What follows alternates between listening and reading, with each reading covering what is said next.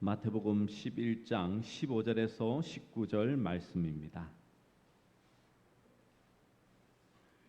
우리 한 절씩 교독하도록 하겠습니다. 귀 있는 자는 들을지어다. 이 세대를 무엇으로 비유할까? 비유하건대 아이들이 장터에 앉아 제 동물을 불러 이르되 우리가 너희를 향하여 피리를 불어도 너희가 춤추지 않고 우리가 슬피 울어도 너희가 가슴을 치지 아니하였다 함과 같도다.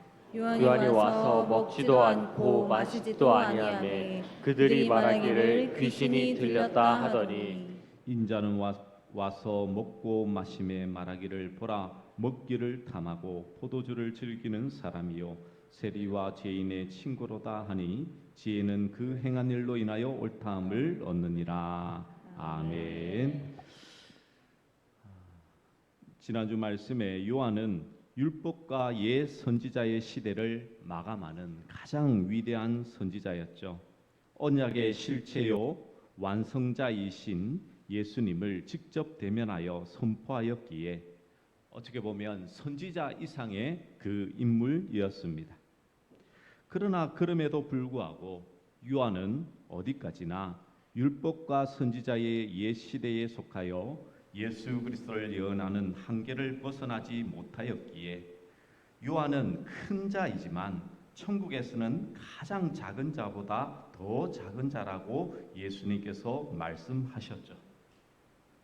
그렇다면 천국에서는 누가 큰 자입니까?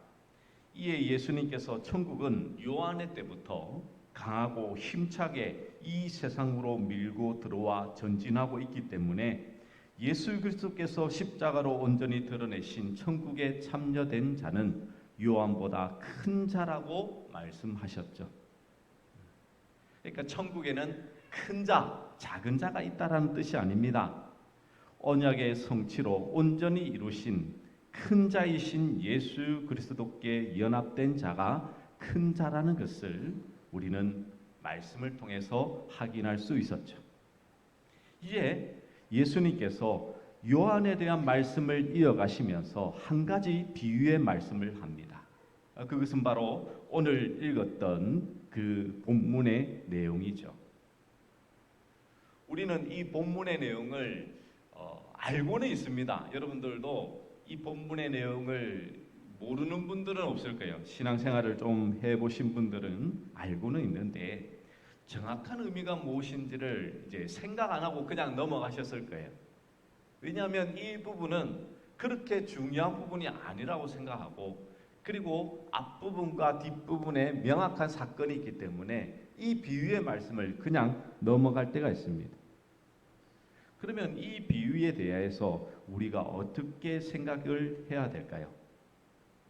오늘 이 본문의 비유는요, 한마디로 아이들이 결혼식 놀이와 장례식 놀이에 하는 것에 대한 이 비유의 말씀이죠.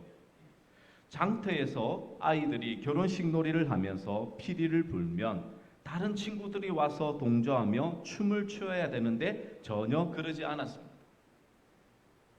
그래서 그 아이들은 다른 놀이로 바꿔 장례식 놀이를 하죠.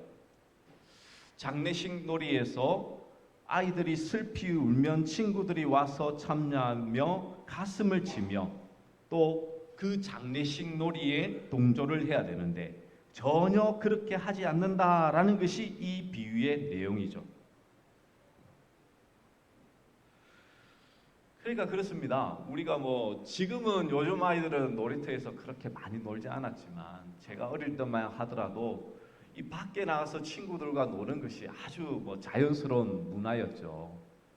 그래서 딱지치기를 하면 딱지치기를 하고 구슬치기를 하면 구슬치기를 같이 하는 게 그냥 이 친구들의 문화지 않습니까? 맞죠? 근데 우리나라식으로 말하면 그런 거예요. 지금 딱지치기를 하는데 딱지치기를 안 하는 거예요. 구슬치기를 하자니까 또 구슬치기도 하지 않는 겁니다. 지금 그런 상황이 나는 거예요. 근데 이렇게 딱 보면 느낌이 어떤 느낌이냐면 이 세례 요한과 예수님이 이 땅에 오셔서 이제 천국 복음을 말씀하시면서 그들에게 전했지만 전혀 그들이 함께 동요하지 않는 함께 공감하고 그들과 함께 하지 않는다라고 쉽게 우리는 생각을 하죠. 그러니까 지금 세례 요한이 금욕적인 삶을 통해서 슬퍼하는 표현을 했지만 사람들은 아무런 반응이 없었고, 예수님께서 잔치를 열어 피를 뿌렸지만 이 천국 복음에 전혀 참여하지 않았다라고 우리는 이제 1차적으로 생각을 합니다. 그런데 그렇게 이렇게 생각을 하려고 하면 이 예수님께서 말씀하신 비유의 순서가 바뀌어야 되죠. 즉 장례식 놀이에 대한 말씀이 요한에 대하여 하신 비유이기 때문에 앞으로 와야 하고, 결혼식 잔치에 대한 말씀은 예수님 자신에 대한 말씀이기 때문에 뒤로 가야 됩니다. 그렇지 않습니까? 맞죠? 이렇게 순서상으로 보면 세례 요한이 먼저 오고 예수님이 오셨기 때문에 세례 요한을 먼저 말하고 예수님을 말하면 그 의미가 맞다라고도 할 수가 있습니다. 근데 오늘 그 비유의 말씀은 단순히 세례 요한이 와서 이 복음적인 금욕적인 그 죄에 대한 문제를 건드렸을 때도 사람들이 아무도 슬퍼하지 않았고, 예수님께서 천국 잔치를 열어도 사람들이 즐거워하지 않았다, 그런 의미는 아니라는 것이죠. 그러면 이 비유의 말씀을 정확하게 이해하기 위해서는 무엇을 바라봐야 될까요? 여러분 15절과 16절에 보시면 이렇게 말씀합니다. 15절에 보시면 귀 있는 자는 들을지어다. 그리고는요 16절에는 이렇게 말씀하죠. 이 세대를 무엇으로 비유할까? 즉 오늘 이 비유의 말씀은 이 세대를 어떻게 비유할까라고 하시면서 하신 말씀입니다. 그러면 이 비유의 말씀을 잘 이해하기 위해서는 무엇을 파악해야 되겠습니까? 바로 이 세대를 향한 말씀인데, 이 세대가 누구를 향한 말씀인지를 정확하게 알아야 되겠죠. 자, 그러면 예수님께서 말씀하시는 이 세대는 우리가 내용을 아니까요. 이 뭡니까? 아이들이 장터에 앉아 제 동물을 불러 너희를 향하여 피리를 불어도 너희가 춤추지 않고 우리가 슬피 울어도 너희가 가슴을 치지 아니하였다 한과 같다라고 말씀하셨죠.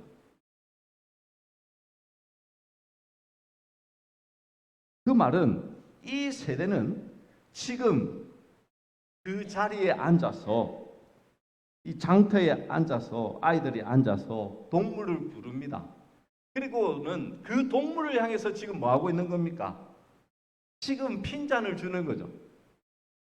왜 너는 우리가 피리를 불어도 왜 춤 안 춰?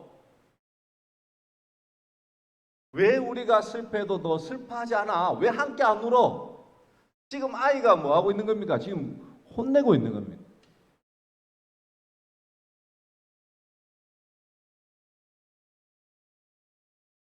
지금 이렇게 왜 우리가 부는 피리에 춤을 추지 않느냐, 왜 가슴을 치지 않느냐라고 따지는 아이들과 같은 세대, 그 말인 것이, 우리가 노는 놀이에 함께 참여하지 않고 따로 노느냐고 불평하는 자들의 모습이 바로 이 세대라는 것입니다. 이 세대.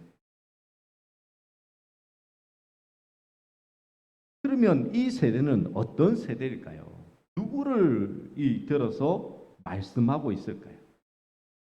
그것은 바로 뒤에 나오는 18절과 19절의 말씀을 보면 우리는 그 부분을 이해할 수가 있습니다.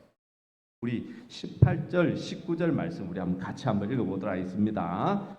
시작. 요한이 와서 먹지도 않고 마시지도 아니하매 그들이 말하기를 귀신이 들렸다 하더니 자는 와서 먹고 마시매 말하기를 보라 먹기를 탐하고 포도주를 즐기는 사람이요 와 죄인의 친구로다 하니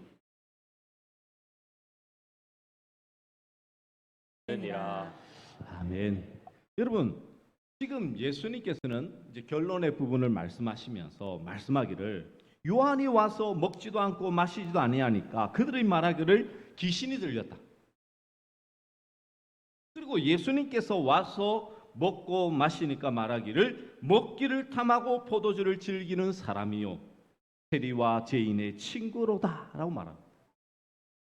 자, 여러분, 이렇게 말했던 사람은 누구였습니까? 네, 바로 이 신약 성경에 보시면 자주 등장하는 율법을 대표하고 있는 제사장을 비롯한 서기관과 바리새인들이었죠. 그러니까 지금 예수님께서는 이 세대를 누구로 대표해서 말하고 있냐면 바로 이 서기관들과 바리새인들을 대표해서 지금 말씀하고 있는 겁니다. 근데 그들이 어떻다는 것입니까? 그들은 지금 말하기를 뭐라고 말하고 있냐면 우리가 피리를 부으면 요한은 춤을 춰야 되고 예수님 당신은 가슴을 쳐야 된다는 것입니다. 근데 왜 우리 마음대로 안 하냐는 거죠.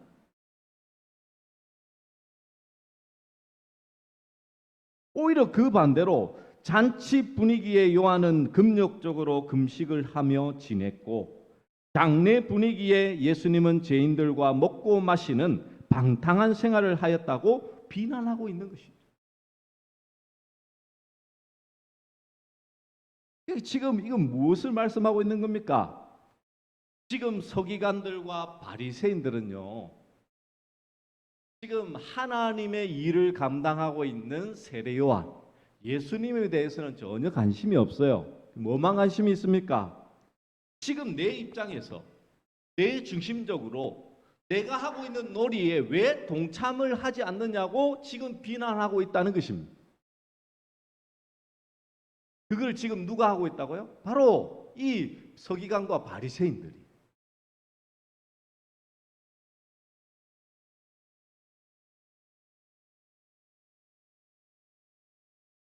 그래서 예수님과 함께 다녔던 제자들 그리고 예수님과 함께 다녔던 많은 무리들과는 전혀 다르게 자신들의 종교적 열심을 철저히 내세우는 그들이 바로 이 서기관들과 이 바리새인들과 같은 그런 율법에 맞추어서 살아가는 자들임을 예수님은 말씀하고 있는 거예요. 세대가 이렇다고 세대.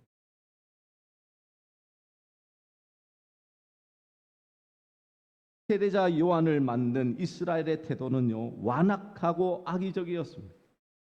왜 먹지도 않고 마시지도 않고 금식으로 몸과 마음을 괴롭게 하는가? 광야에서 생활을 했거든요. 근데 참 놀랍지 않습니까, 여러분? 지금 뭐 이렇게 생각해 보면 한국식으로 생각해 보면 그렇습니다. 산에 가서 혼자 지내는 거예요. 꿀과 메뚜기를 먹으면서 지냅니다. 근데 어느 날 하나님의 말씀을 들었다고 회개하라 천국이 가까이 왔다라고 선언합니다. 그러자 많은 사람들이 물맷들이 모여든 거예요. 그리고는 회개의 세례를 받기 시작합니다. 참 이 놀라운 역사 아닙니까? 그런데 그것을 보고는 뭐라고 말하고 있냐면 귀신 들렸다. 그러자 그 이후에 예수님께서 오셨습니다. 천국 복음을 전파하시며 죄인의 죄를 사하시고 세리를 불러 제자를 삼으시며 그들에게 베풀어진 은혜와 긍휼을 함께 나누자. 그들은 뭐라고 말한다고요? 세리와 죄인들의 친구요 스스로 죄인이 되어 쾌락을 탐하는 자라고 비난하고 있는 거예요.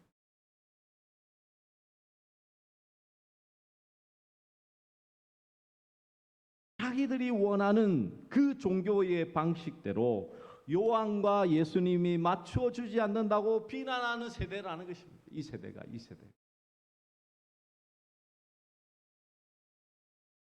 결국 서기관과 바리새인들로 대표된 이 세대의 모든 사람들이 요한이 전한 것이나 예수님께서 전하신 것이나 다 제대로 이해하지 못하고 있다는 뜻이죠. 금식을 통하여 베풀고자 하는 은혜도 알지 못하고 제사함의 긍휼과 은혜도 모르는 세대라는 것입니다. 율법과 선지자를 통해 금식을 주신 시기에 하나님의 뜻도 모르고 예수 그리스도를 통해 기쁨의 혼인 잔치의 때를 주신 하나님의 뜻도 다 이해하지 못하는 세대라는 것입니다. 그거를 안타까워하고 계시는 것이죠.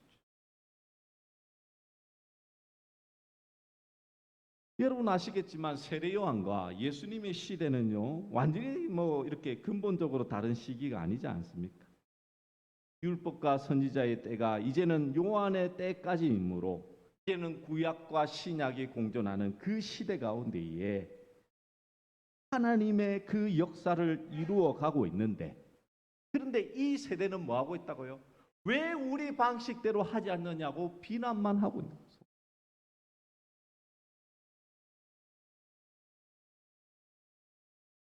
여러분 이 말씀을 통해서 우리는 우리의 삶에 어떻게 적용하며 살아가야 되겠습니까? 아니 여러분 우리에게 좀 질문할 내용이 있죠. 여러분은 정말 예수님의 사역을, 하나님의 사역을 분명히 이해하고 깨닫고 받아들이며 그 가운데 함께 동참하고 계십니까?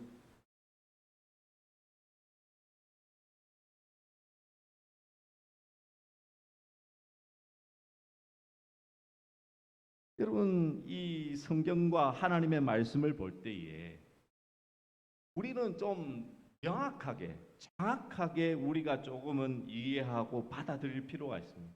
무슨 말이냐면 그냥 이 말씀은 대충 이러니까 우리는 이거는 그냥 이해가 안 되면 그냥 덮어버리고, 이해가 되고 받아들이면 그래 이거는 내가 나중에 믿음이 좋으면 따라가겠고,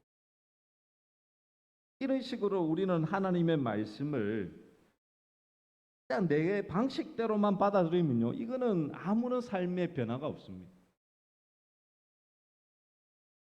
이 비유의 말씀을 통해서 오늘날 이 시대를 향하여서 주님은 말씀하고 있는 것 말씀임에도 불구하고 이것을 이해하지 못하니까 이 세대에 대한 하나님의 말씀을 정확히 깨닫지 못하는 것이죠.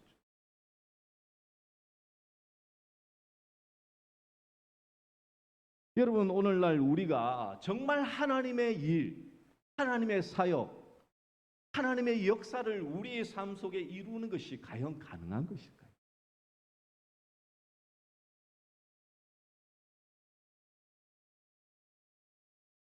우리는 서기관들과 바리새인들을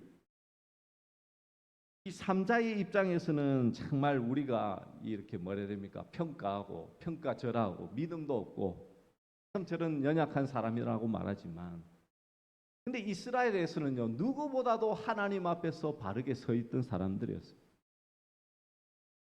지금은 성경을 참 많이 보유하고 하나님의 말씀을 읽고 설교 말씀을 많이 들어서 알고 있었지만 이 당시만 하더라도요 이 서기관들과 바리새인들이 아니면 성경 하나님의 말씀을 거의 읽어보지도 못하죠. 도 못하고 성경 자체에 대해서 그냥 이 해당이나 성전에서 귀로 들을 뿐이지 직접 성경을 보는 사람 거의 없었습니다. 그러니까 성경에 대해서 누가 제일 많이 아냐? 그러면 이제 누구라고 말을 하냐면 서기관과 바리새인들이라고 말을 합니다. 그런데 그들이 지금 세례 요한에 대해서, 예수님에 대해서 지금 비난하고 있다니까요. 하나님의 말씀을 많이 안다고. 어떻게 보면 그 당시에 누구보다도 하나님의 말씀에 대한 지식이 많은 사람들이 지금 세례 요한과 예수님의 그 일과는 전혀 다르게 왜 우리 식대로 하지 않느냐라고 그렇게 지금 손가락질을 하고 있다는 것입니다.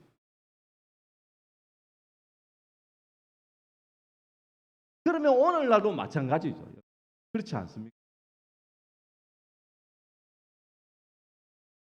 지금 여러분 세상 속에서 살아가면서 정말 세상이 줄 수 없는 평강과 은혜와 능력을 경험하며 살아가는 분 몇 분 계십니까? 여러분들에게 물어보면 대부분 이럴 거예요. 목사님, 하는 게 힘들어요. 먹고 사는 거 만만치 않아요.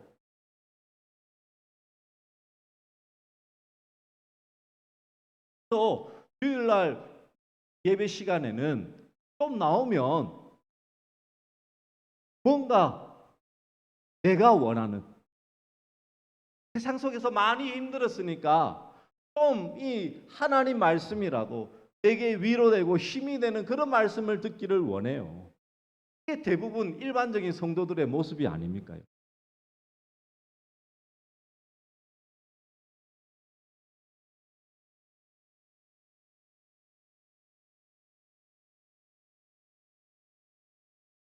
근데 여러분 생각해 보십시오.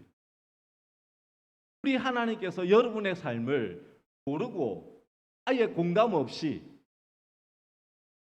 여러분의 삶의 현장에서는 여러분들만 내던져 놓고 주일에 여기에 와서만 하나님을 만나는 그런 신앙인으로 여러분을 부르셨습니까? 아니지 않습니까? 여러분의 삶의 현장에, 여러분이 세상 속에서 남들과 피 터지게 싸우는 그 현장 가운데에, 그들 가운데 여러분을 살리시기 위하여 예수님께서 십자가에서 피 흘려 죽으셨지 않습니까? 지금도 하나님의 살아있는 말씀은 우리의 그냥 주일날 와서 예배드리는 이 가운데에 살아서 역사되는 말씀으로 우리에게 주시는 게 아니에요. 여러분이 이 현장을 벗어나서 여러분의 삶의 영역 가운데서 지금도 하나님의 살아있는 말씀으로, 그 말씀으로 말미암아 먹고 살기를 원하시는 그 살아있는 말씀으로 하나님은 지금도 말씀하고 계시다니까요.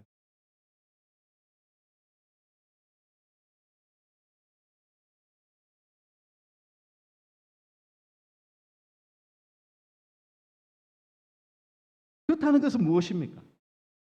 내가 세상 속에서 힘들었으니까 지금은 내가 위로받고 싶다는 것은, 세상 속에서는 지금 하나님의 말씀과 하나님의 역사와 하나님의 은혜는 없이 살았다는 거잖아요. 정말 하나님의 말씀은 여러분의 삶에 아무런 역할을 하지 못하였습니다. 그래서 주일만이라도 여러분은 위로받고 싶으시고 힘을 얻기를 원하시나요?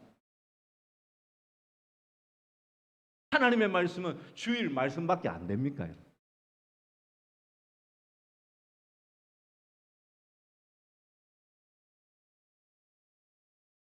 하나님의 말씀이 살아있다는 사실은요, 우리가 세상 속에 발을 디디는 그 순간 여러분이 도저히 믿음의 생활을 하지 못하겠다는, 야, 내가 이렇게 살아가다가는, 하나님의 말씀으로 살다가는 나 이 세상에서 아무것도 살지 못하겠어 라고 느끼는 그 순간에 지금도 하나님의 그 말씀은 살아서 역사되어져서 여러분의 삶의 현장에서 일어나는 그 모든 일 가운데 하나님의 살아있는 말씀으로 함께 하시는 말씀이라는 사실을 여러분 경험하셔야 되는 거예요. 그게 하나님께서 살아계셔서 역사하시는 그 모습이지 않습니까, 여러분? 아니, 여러분의 성령님이 지금 주일에만 살아계시고 여러분의 삶의 현장에서는 안 살아계십니까? 지금도 온 우주의 주인이신 그 성령 하나님이 여러분의 참된 주인이시라며 여러분이 삶의 현장에 나간 그 자리에도 그 성령님은 여러분을 떠나시지 아니하고 영원토록 함께 하시지 않으십니까, 여러분?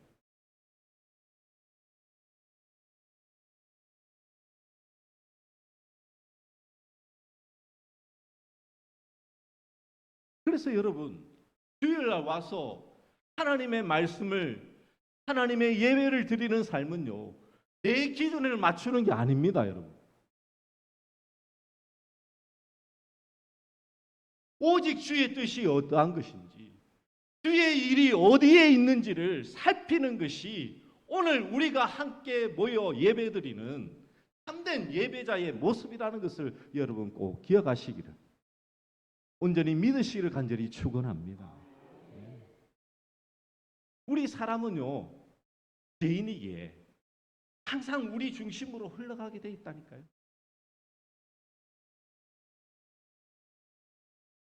나만 그렇다고, 나만 힘들다고 어렵다고 생각하는 것이 우리 사람이잖아요.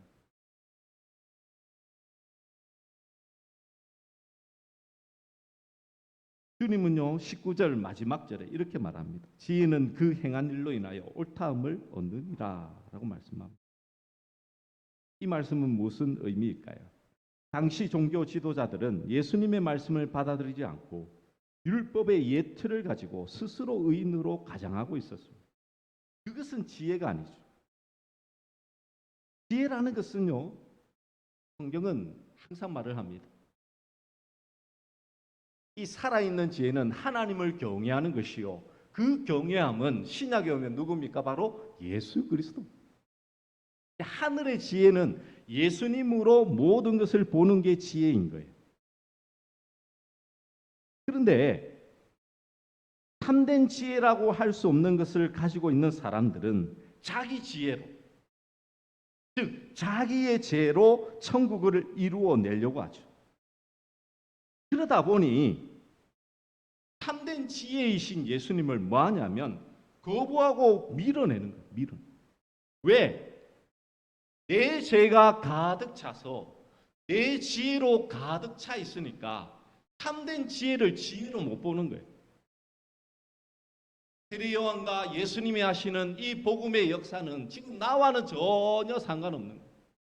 하나님 말씀이 여러분과 상관이 없는 것이 아니고요, 여러분이 하나님 말씀과 전혀 상관없는 삶을 살아간다니까요. 왜? 여러분의 지혜 때문에, 여러분이 가지고 있는 죄 때문에.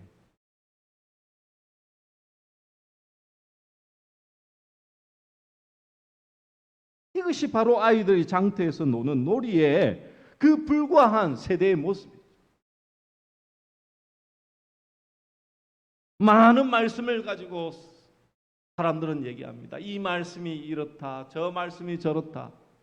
아니, 하나님의 말씀을 인간이 스스로 판단하고 그 점수를 매길 수 있습니까, 여러분?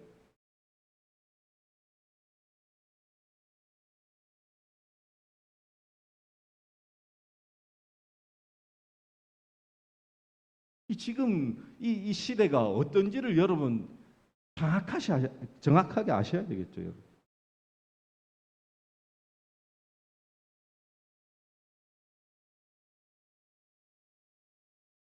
예수님께서 이 땅에 오셔서 행하셨던 최고의 목적은요, 바로 십자가에서 죽는 대속의 죽음이었습니다. 그것이 새 언약의 성취이기 때문이죠.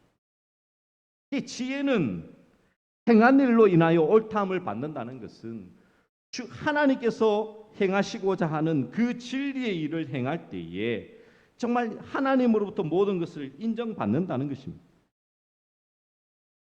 십자가에서 행하신 그 일로 말미암아 진리이며 의롭다고 인정된다라는 것을 의미하는 것이죠. 근데 사람들은 어떻습니까? 그게 중요한 게 아니에요, 지금. 내가 먹고 사는 게 중요하다는 것입니다. 지금 경제가 어려운데 주의 말씀이 내게 무슨 도움이 되냐고, 유익이 되냐라고 항상 우리는 하나님 앞에 지금 손을 들어서 장터에서 놀고 있는 그 아이들과 같이 비난하고 있지는 않으십니까? 교회가 이러니까, 목사님이 이러니까, 말씀이 이러니까 이렇다라고 우리는 우리 스스로 그 비난의 손가락을 하고 있지 않냐고요. 이것은 비단 이 교회 안에 있는 우리들만을 향하신 말씀은 또 아니죠.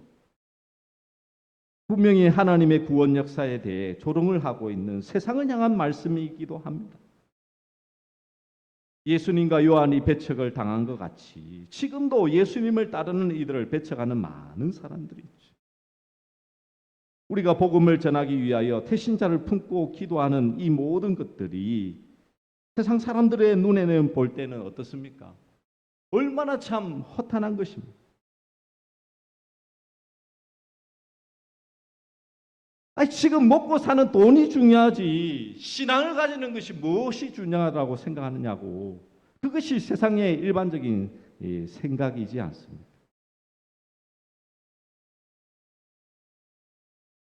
그래서 어떻게 보면 교회가 아주 뒤처져 있는 것 같이 보이고 힘없는 사람들이 모인 것처럼 보여서 어떻게 보면 진리의 말씀이 더더욱 힘있게 전해지지 못하는 것 같다라고 여기고 있지는 않으십니까?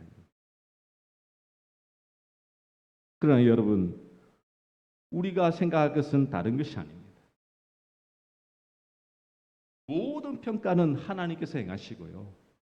그리고 그 행위의 모든 것은 지혜로 말미암아 그 행한 일로 인하여 옳다함을 받는 것입니다. 예수님께서 참 지혜이시기에 그 십자가에서 행하는 모든 것들이 옳은 일이죠. 주님께서 행하시는 모든 것들이 하나님의 그 역사요 일하심이라는 것입니다. 그래서 우리가 기억할 것은 무엇입니까? 사람들의 눈에 부정적으로 보일지라도 하나님의 구원 계획은요, 지금도 실행되고 성취되고 있음을 믿음의 눈으로 바라봐야 되는 것입니다. 누가 봐도 기도하고 누가 봐도 복음 전하는 거 참 이거 기뻐하지 않는 것 같죠. 아무런 역사가 없는 것 같죠. 그렇지 않습니다, 여러분.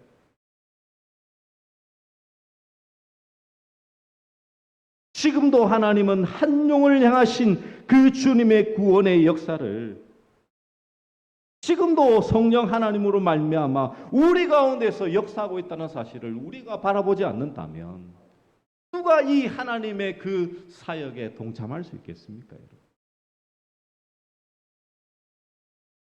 하나님의 역사는 거창하게 일어나는 것이 아닙니다. 오늘도 우리의 삶의 현장에서 살아계신 예수님을 내 말과 내 삶으로 보여주는 것입니다. 드러내는 것입니다.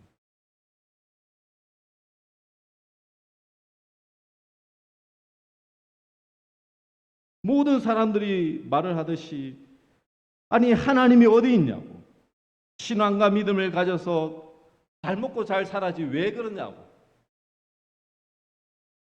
그렇게 말을 할지라도 내가 이 세상에서 아무런 가진 것 없더라도 예수님으로 말미암아 그들에게 당당하게 서서 주 예수를 믿으라. 그리하면 너와 내 집이 구원을 얻으리니. 이 말씀을 선언하고 선포할 수 있어야 되지 않겠습니까? 그게 바로 진정한 하나님 믿는 자들의 참된 모습이지 않겠냐고. 예수님은 이 세대가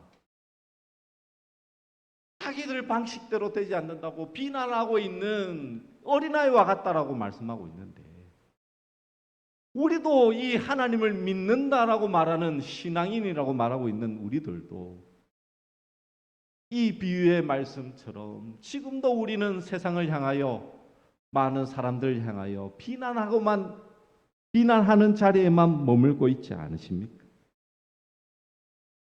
여러분이 행해야 될 것은 지금 이제는 성령님과 함께 주의 생명 살리는 그 일에 동참하며 그 일 위에 함께 서야 되지 않겠습니까, 여러분?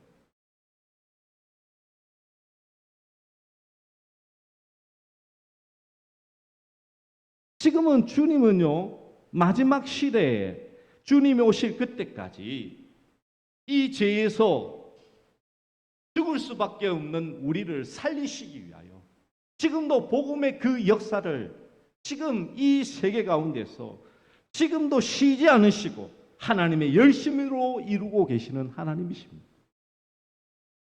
우리가 정말 하나님을 믿는 자녀라면 그 하나님의 일에 동참하며 나가야 되지 않겠습니까?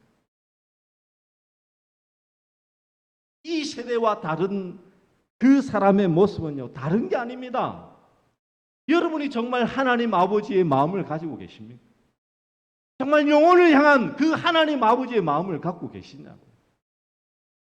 한 영혼 살리시기 위하여 이 땅에 십자가를 죽으시고 부활하셔서 그 생명을 우리에게 주시기 위하여 그 모든 것들을 계획하시고 지금까지 역사하고 계시는데 우리는 어디에 지금 관심이 있냐고. 어디에 관심이 있냐고.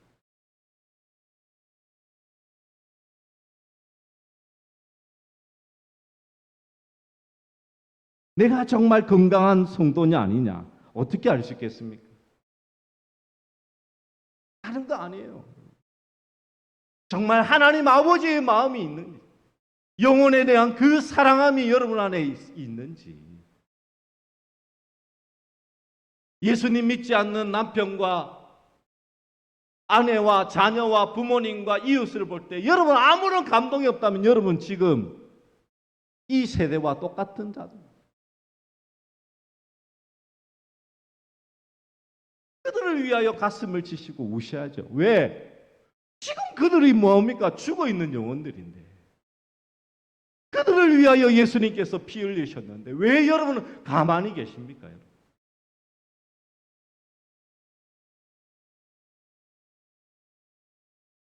교회의 존재 이유고 우리 성도들이 지금 이 시대에 남아있는 이유이지 않습니까, 여러분? 못하기 위해서 지금 남아있습니까? 그냥 잘 먹고 잘 살다가 그냥 뭐 장가들고 뭐 이렇게 막 떵떵거리게 살다가 그 천국 가려고 지금 있습니까? 아닙니다, 여러분. 그럴 것 같으면 벌써 주님 불러가셨죠.